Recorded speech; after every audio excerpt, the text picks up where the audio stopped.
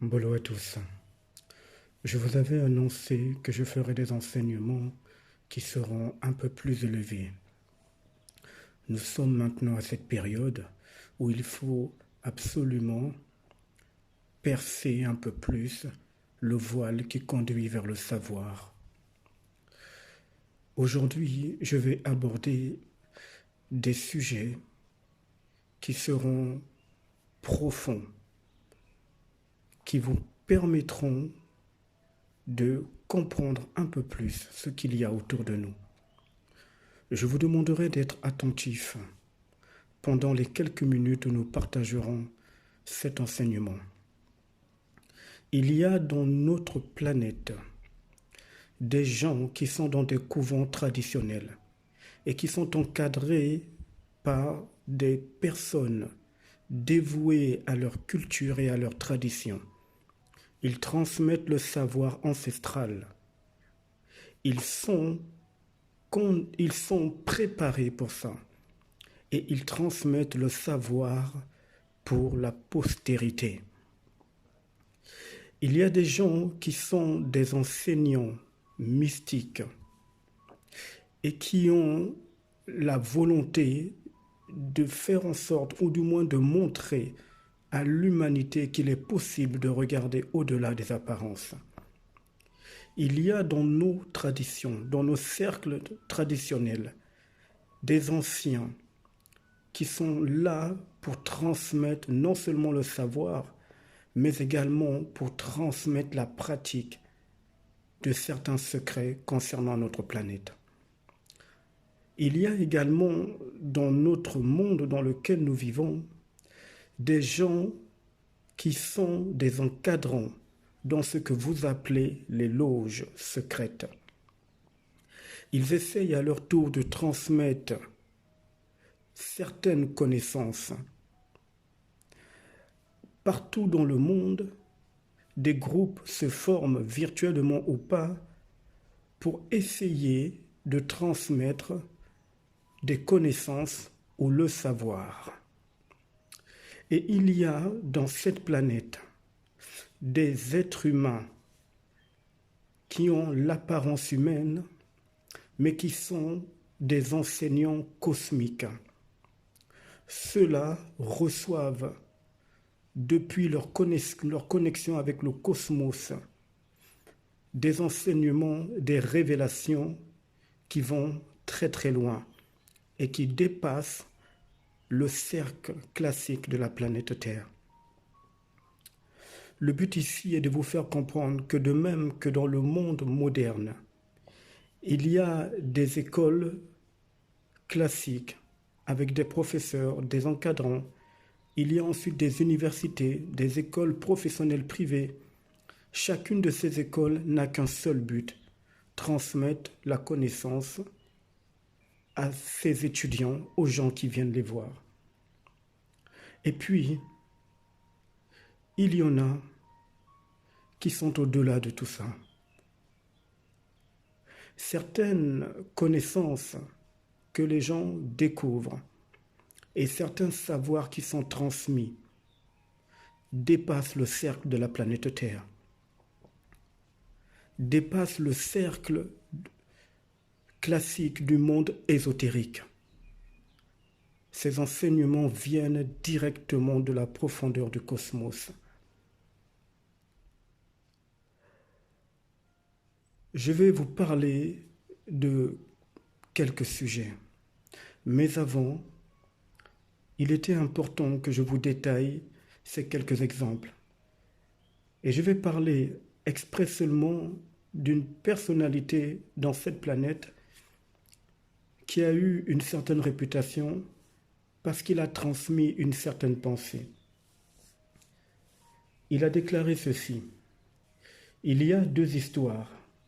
L'histoire officielle, monteuse, qu'on enseigne. Puis l'histoire secrète, où sont les véritables causes des événements. Une histoire honteuse. Cet homme qui a déclaré ça était un initié.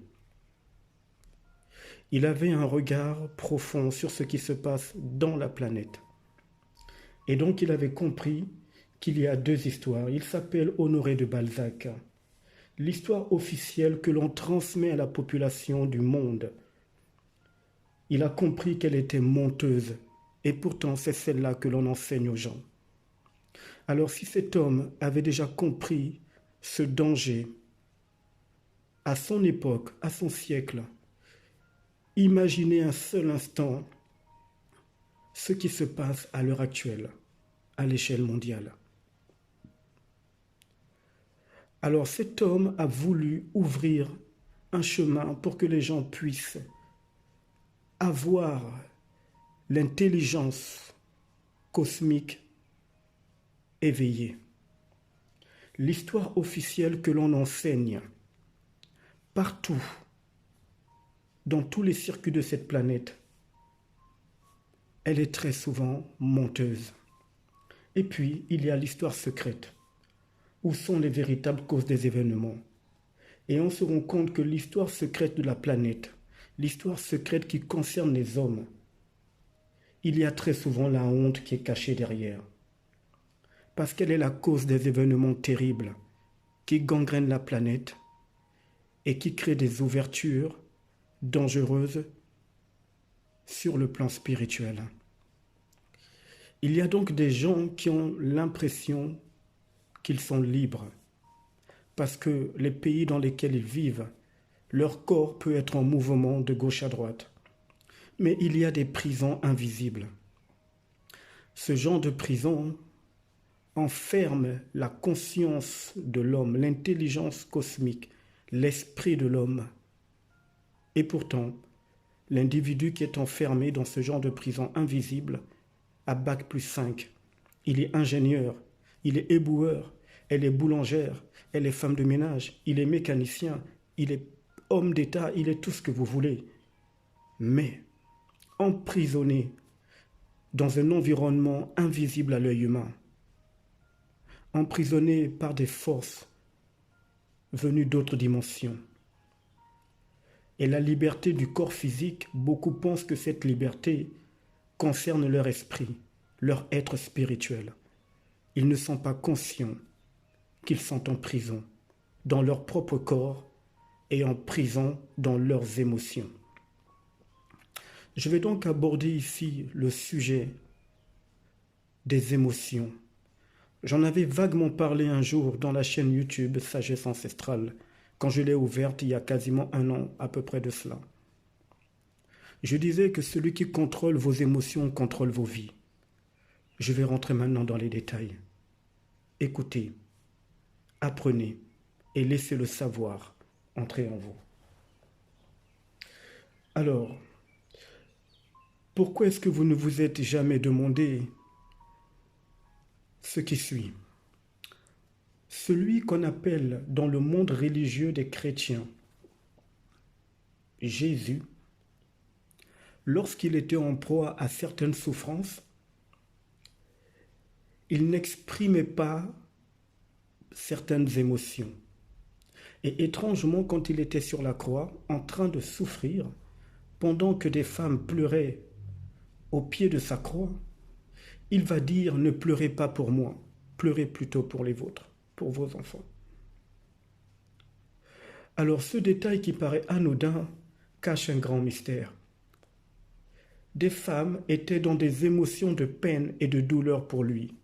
Et puis lui, il leur dira « Ne pleurez pas pour moi ». Il n'avait pas besoin de leurs émotions de peine, de douleur ou de souffrance. Il savait qu'il devenait le Christ. Il rentrait dans l'histoire du cosmos. Il savait qu'il avait accompli, selon l'écrit religieux biblique, sa mission. Vous allez voir que dans tout ce que vous faites au quotidien, vous êtes gouverné et géré par vos émotions. Le problème, c'est que les émotions, d'où viennent-elles? Qu'est-ce que ça cache? Qu'est-ce que les émotions créent dans le corps de l'être humain? Je vais vous emmener dans un article qui est sorti dans un site qui s'appelle universalis.fr, encyclopédie. C'est une sorte d'encyclopédie qui explique certains mots. Et là, on nous parle des émotions. Alors, écoutez ce que ça signifie dans un premier abord. Émotion et passion sont souvent confondus. C'est qu'outre leur proximité sémantique, ces termes présentent une analogie sur le plan d'étymologie. Émotion vient du latin movere qui signifie ébranler ou encore mettre en mouvement. Premièrement, ça signifie ébranler. On ébranle une structure ou encore mettre en mouvement. Ça, c'est ce que dit cet article sur l'émotion. Alors, un peu plus loin dans le même article, il est dit ceci. Si l'on se fie à l'étymologie, le passionné subirait une force incontrôlable. Il n'agirait pas, mais serait agi par quelque chose qui le dépasse. De même, bien qu'à moindre degré, l'individu ému serait un être passif perdant la maîtrise de ses actes. On se rend compte que les émotions font en sorte que l'humain, perde la maîtrise de ses actes, au moins pendant quelque temps. Si vous n'êtes pas maître de votre structure spirituelle et physique en permanence, quelqu'un d'autre vous contrôle et vous domine.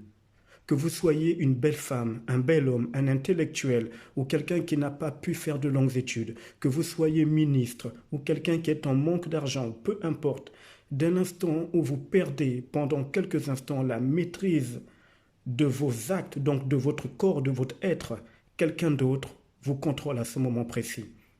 Or, cela vous est arrivé plusieurs fois que vous avez perdu la maîtrise de vos actes parce que l'émotion vous a submergé.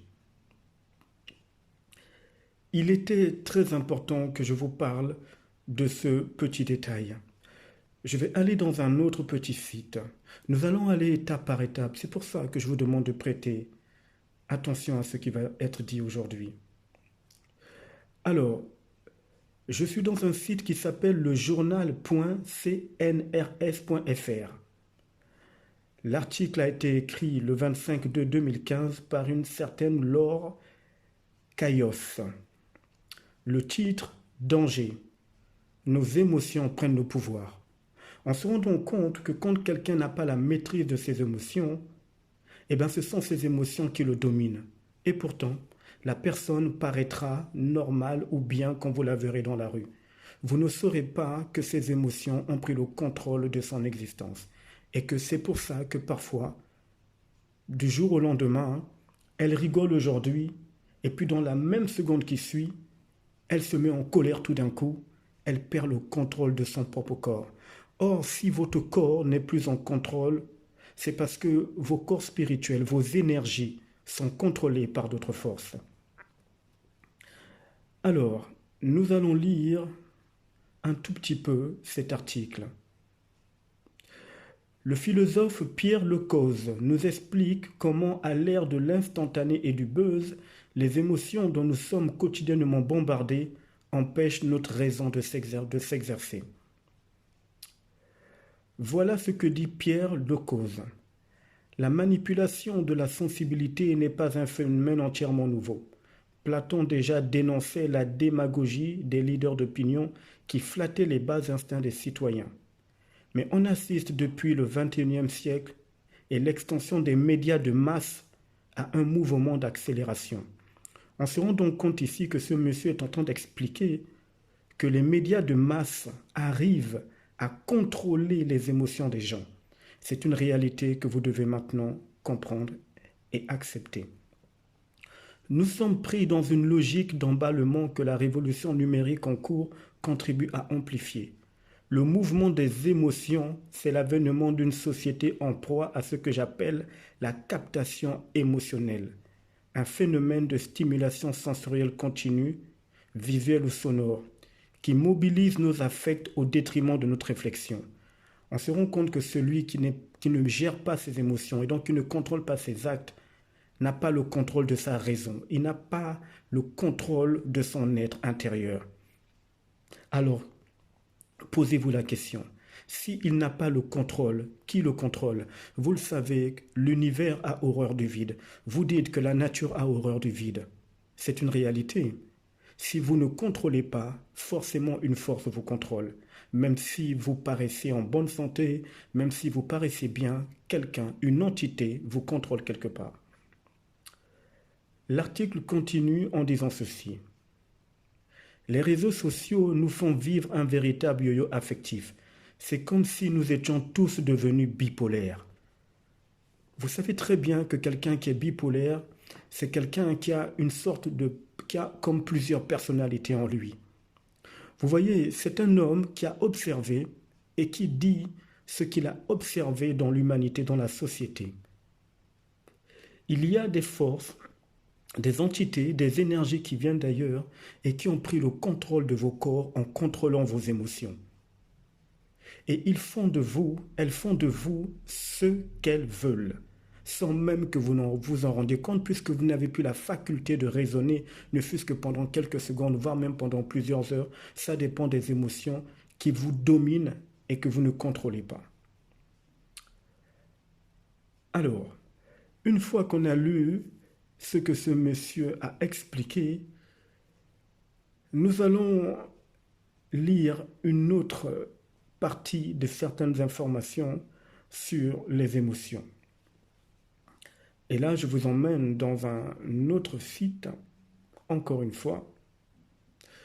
Nous sommes dans radiofrance.fr.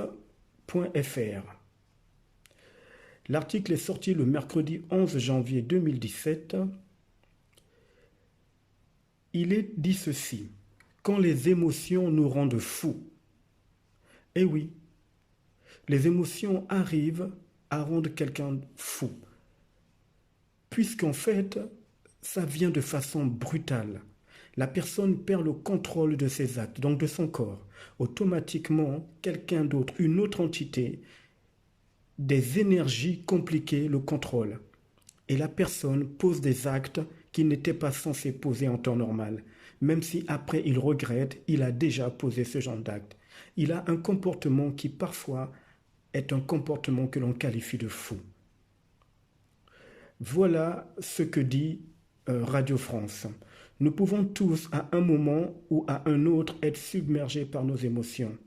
Ces débordements, s'ils sont souvent passagers, peuvent nous entraîner vers les pires folies. Ce qui est étrange, c'est qu'on fait la valorisation des émotions.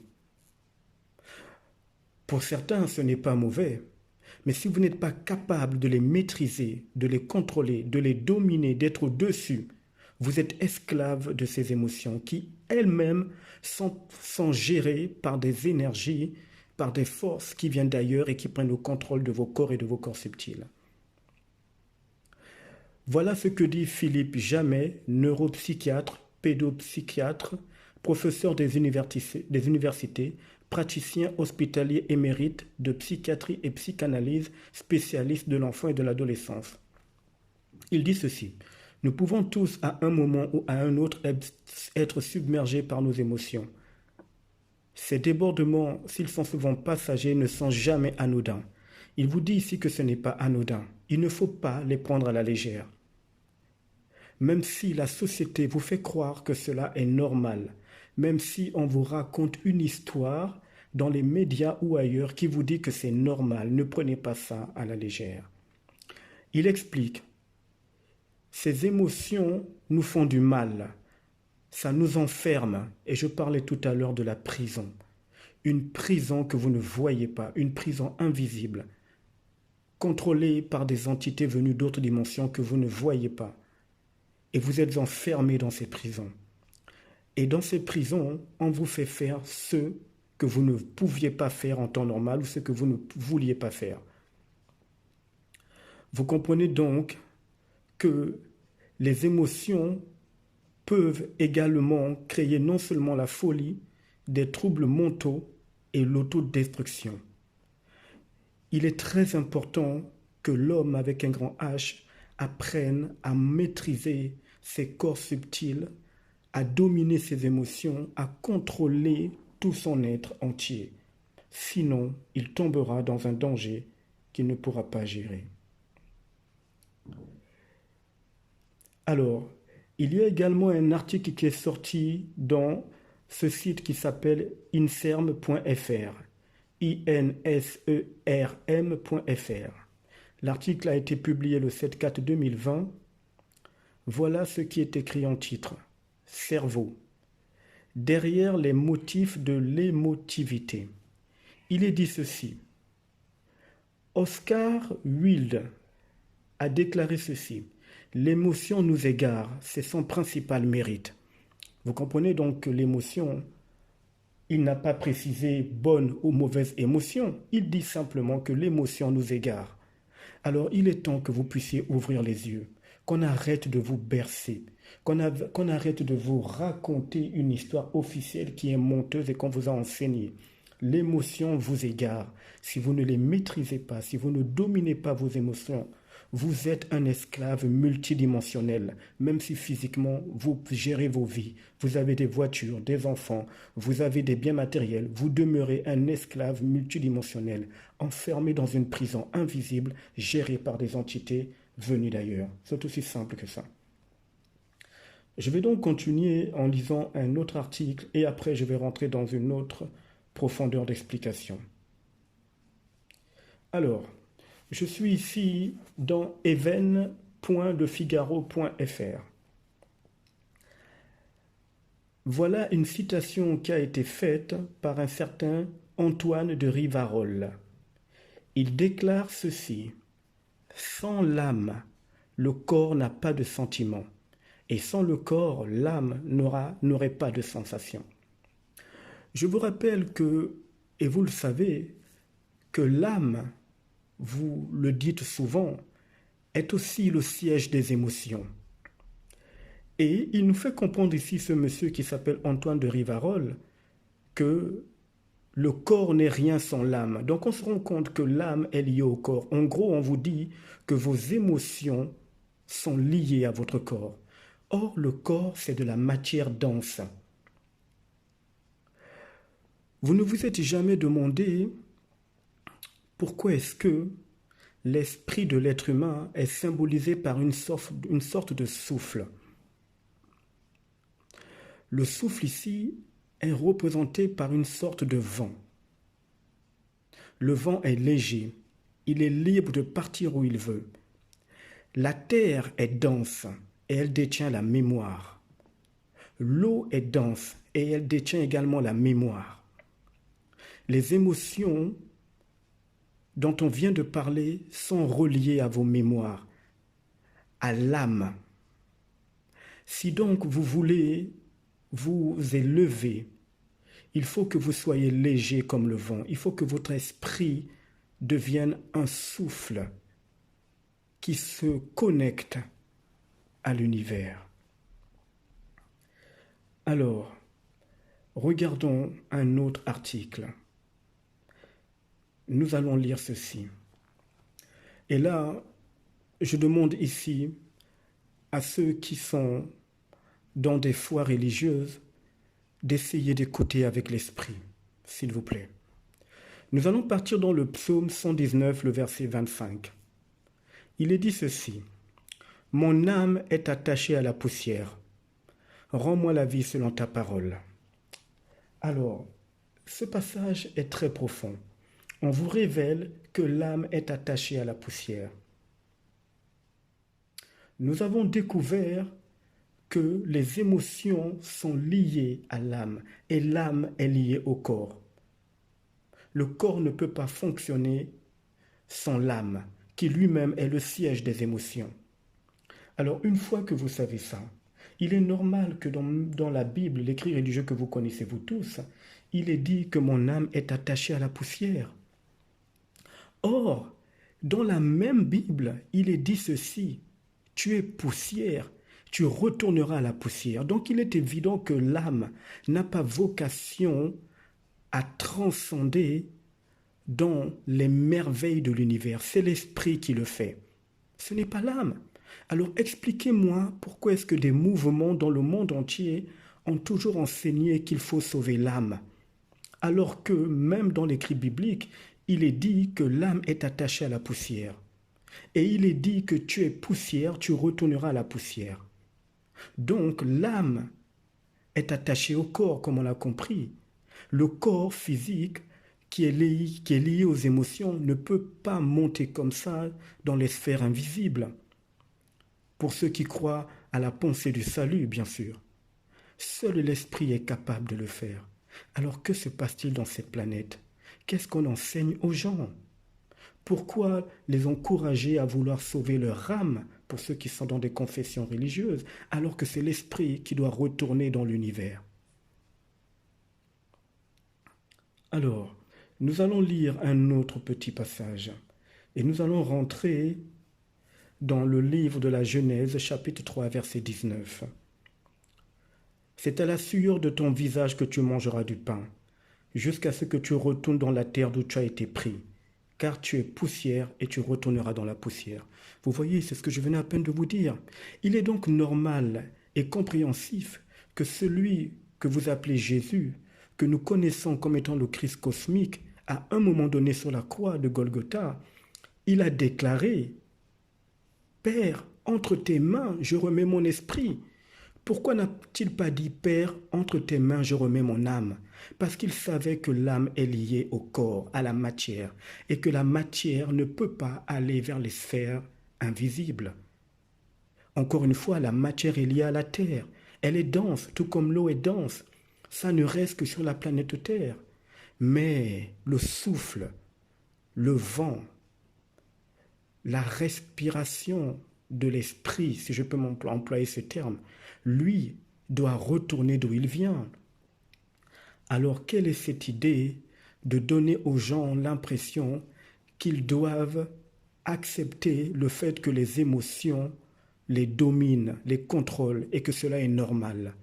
Ça les retient sur la Terre, ça vous retient dans la planète Terre et ça vous empêche d'avoir l'esprit connecté au cosmos, aux vibrations les plus hautes.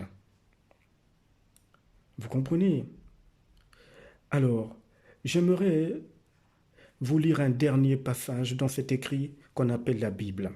Il est dit dans Ecclésiaste chapitre 12, verset 7.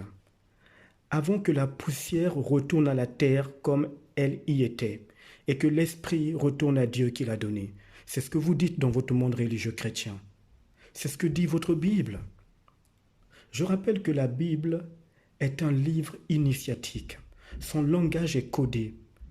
Les initiés, les maîtres magiques, mystiques le comprennent. On vous rappelle ici, dans l'Ecclésiaste chapitre 12, verset 7, avant que la poussière retourne à la terre comme elle y était. Or, qui est la poussière si ce n'est le corps matière que vous avez, puisqu'il est dit que vous avez été tiré par la poussière selon vos écrits religieux. Par conséquent, vous voyez que l'âme et l'esprit ne peuvent pas être comme vous l'imaginez. L'âme n'a pas vocation à dominer l'esprit. Les émotions n'ont pas vocation à dominer le corps, donc à dominer l'esprit, puisqu'ils sont denses, puisqu'ils sont gérés par la terre. C'est l'esprit qui a vocation à dominer tout cela, afin de pouvoir s'en libérer et rejoindre les sphères de l'univers. Vous voyez que même dans votre livre de l'Ecclésiaste, on vous fait comprendre que l'esprit doit retourner à l'univers. En gros, dans votre monde religieux, vous direz adieu.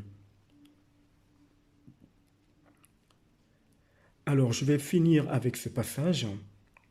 Dans le livre de Genèse, chapitre 2, verset 7, « L'Éternel Dieu forma l'homme de la poussière de la terre. Il souffla dans ses narines un souffle de vie, et l'homme devint un être vivant. » On se rend bien compte que c'est l'esprit qui fait que l'homme est devenu un être vivant. Ce n'est pas la poussière, ce n'est pas ce qui est dense. Or, la poussière est tirée de la terre. La terre ne peut pas arriver dans les sphères de l'univers. Elle ne peut pas recevoir les révélations secrètes et cachées qu'il y a dans l'univers.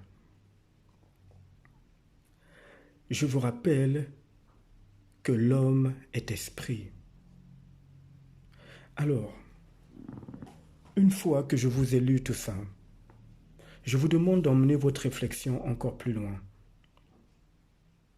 Pourquoi vous vous laissez dominer par vos émotions? Pourquoi on vous a fait croire et pourquoi est-ce que vous croyez que vous devez sauver votre âme qui elle-même est attachée à votre corps l'âme qui est liée à vos émotions, qui vous pousse à avoir des comportements brusques, de sorte que ça peut même vous entraîner des folies. Pourquoi vous avoir donné l'impression que c'est l'âme qui doit être sauvée, alors que seul ce qui est léger permet d'entrer dans les sphères de l'univers? Et vous allez voir que le vent est léger. Le feu également est léger. Le feu n'a pas de poids, il n'est pas lourd.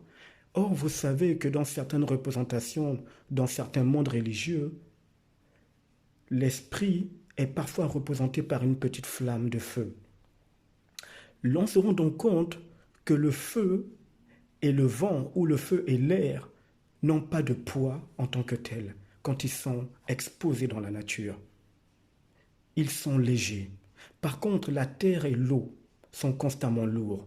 Et vous allez réaliser que votre corps est en grande partie constitué d'eau à 70% et de terre. La terre vous relie et vous garde en elle. Les émotions sont reliées à la terre. Les émotions sont reliées à l'âme. Si vous ne dominez pas cela, vous allez subir les cycles de réincarnation permanente sans avoir eu l'occasion un jour de rentrer dans l'univers et ses merveilles. Bonne journée à tous.